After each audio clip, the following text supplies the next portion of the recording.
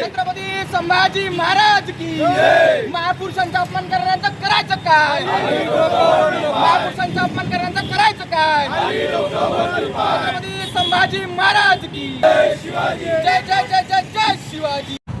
महाराष्ट्राच्या पुरोगामी राज्यामध्ये ज्या प्रकारे छत्रपती शिवाजी महाराजांचा अपमान आणि त्यांना दुय्यम वागणूक देण्याची जे काही कारनामे सातत्यानं या सरकारमध्ये किंवा 2014 पासून सुरू आहे, त्याच्या निषेधार्थ महाराष्ट्र प्रदेश एनएसयूच्या वतीने, महाराष्ट्र प्रदेश एनएसयूच्या वतीने आणि विद्यार्थी काँग्रेसच्या वतीने आज आमचं निषेध आंदोलन या ठिकाणी छत्रपती शिवाजी महाराज चौक येथे आयोजित करण्यात आलेलं आहे. ज्या प्रकारे आपण बघतो की संजय गायकवाड यांनी प्रशांत अंबी या प्रकाशकाला मारहाणीची धमकी दिली.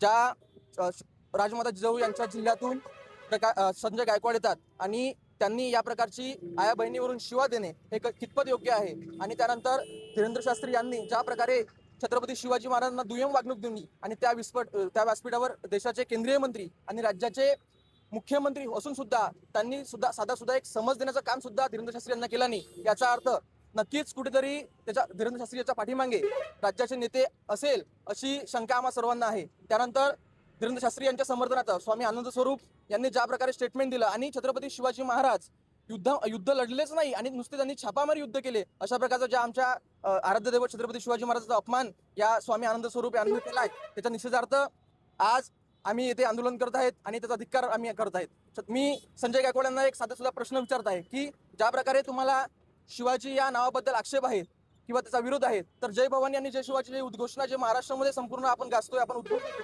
याचा सुद्धा विरोध आपण करणार आहात का किंवा याचा आपण निषेध करणार आहात का?